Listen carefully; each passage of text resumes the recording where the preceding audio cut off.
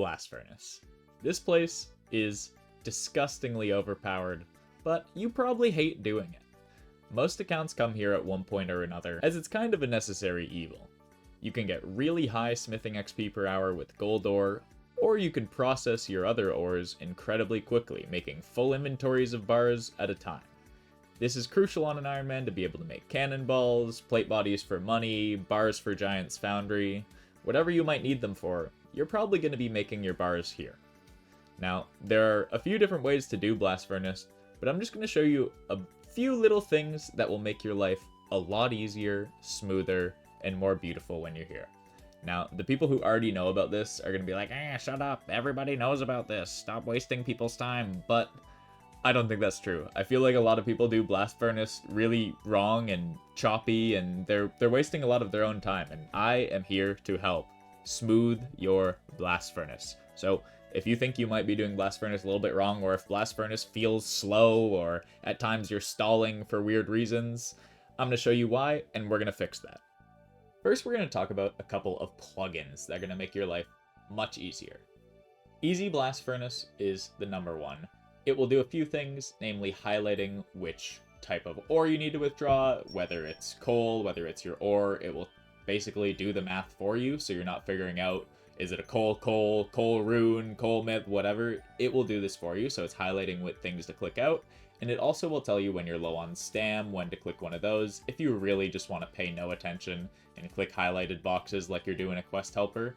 This exists for the Blast Furnace, and it's very nice to go brain off while you're watching TV. The other thing this plugin is going to do for you is highlight all of the things during each step of the process. So if you misclick your coal bag and you don't fill it up at the bank, it's going to have it highlighted so you'll know, like, oh, my coal bag is empty. Things like that. It just has a little info box indicating every step of the process. So if you misclick or you miss one of the steps, that info box stays there, and you can immediately notice, click your bank again, grab out more coal, etc. Very nice for things like that. The other thing, the default Blast Furnace plugin that is native to RuneLite just has nice highlights for the actual click boxes of the conveyor belt, etc. That way you can easily line up your bank. That way you don't need to close your bank interface. You can just directly click the conveyor belt. You can figure out a nice angle to have that click box lined up there. And the other plugin that is very good for the Blast Furnace is bank tag layouts. So for me, we'll click over to the bank here. I have it set up for Blast Furnace. Just going to show you my Blast Furnace one real quick. You can make it so easy. You don't need to move things around in your bank. You don't need to worry about deposit locks or anything. I just have the type of bar I'm making. I have all the other types of ores in the tab as well. I just don't leave them close by. But it makes it very easy to click. You can have it moved to whatever part of your bank. That makes it smooth and easy in terms of the clicking process. I just have the one dose stams, the coal, the addy, and then I know how many bars I've made. So bank tag layouts, very, very good for setting up for Blast Furnace. If you don't have any of these plugins, they're always all available on the plugin hub itself. Anything on the plugin hub is safe for your account. It just might make RuneLite crash. I've had no problems with any of these plugins in particular. When you're doing Blast Furnace, it's very simple. You're putting coal onto the conveyor belt, enough to smelt the item that you need to smelt. The amount of coal you need increases as the tier of bar increases. I'm doing addy bars here, so you can see I need 3 coal per set of addy bars. So 3 inventories of coal, 1 set of addy. This works out to being 2 trips. 1 trip of coal and 1 trip of coal addy. We alternate back and forth. Now the thing you're going to be looking for here is when I withdraw my bars and how my character moves when I withdraw my bars. You'll notice I put the addy and the coal onto the conveyor belt, but I do not wait for them to process and take them out as soon as they are made. The reason for this is it takes 1 tick longer for the bar dispenser to be able to have your ore ready to be withdrawn. So what we're going to do is put the addy in and ignore it for 1 lap, running straight to the bank chest and grabbing our coal inventory. As soon as we put these onto the conveyor belt, you'll see that I click past the bar dispenser.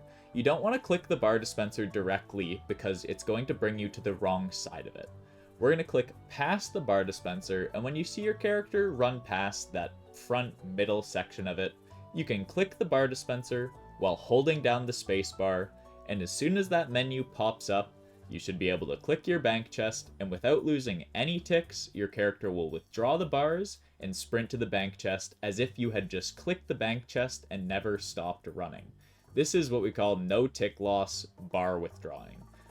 This is a thing that people have been doing for years, but I didn't really know was a thing until, I don't know who I was watching. It was somebody's video, but they were doing it with gold ore, and the way they do it with gold ore is by leaving the previous set of bars in, so as soon as you take one out, the previous one processes, because there's no, every single trip you're making a set of bars. So with gold ore, the previous ones are done, and then you bring out the next set of gold bars, and as soon as they come out, so does the next set of bars. So you're always ready to withdraw. You're never waiting for that one tick for the bars to be ready for you. Sometimes as well, and if you've done Blast Furnace a lot, you'll have noticed this, it takes way more than one extra tick for the bars to process in the time of you running there. Sometimes, I don't know what causes it, but the bars stall, whether it's like the parts of the blast furnace have broken and like the dwarves are slacking, whatever it is, sometimes it just stalls for no apparent reason. And this is another reason why it's good to ignore your bars for that first run and then grab it out when you're doing a coal deposit, because you'll rarely ever have that moment where you're just standing at the bar dispenser, waiting, just looking at it. This definitely makes the blast furnace feel way smoother. This makes your blast furnace speed up quite a bit. Think about it. Every time you're taking out bars, you're saving minimum 1 or 2 ticks. Minimum. Every single time you withdraw bars. The more you're withdrawing bars, the more time this is saving you. The other major thing with Blast Furnace is just try to speed up your banking. The more efficient you get with your banking, the more bars you get to make per hour. If your character is sprinting the whole time, then you're doing the best you can. If your character's standing still, we're doing something wrong or we're being a little slow. So if you want to speed things up, trust your clicks. Don't wait till you see the coal appear into your inventory to click away to the Blast Furnace. Trust that if you click that coal, it's in your inventory, and you don't need to wait that tick to see it appear to have that confirmation. Almost always, if your clicks are accurate, you can just click coal bag, coal, blast furnace in as quick a manner as possible, and it will almost always work. Well, that is it. C'est la vie. I hope you have learned something about the blast furnace today. I hope maybe I've sped up your endeavors here in making bars, getting the smithing XP, what have you. And if you made it to the end, thank you. I appreciate you. We are closing in on 1,000 subs, so if you aren't already, please do click that button. I appreciate every single one of you. I will be seeing you in the next one. It's been Tufak. I hope you all had a blast.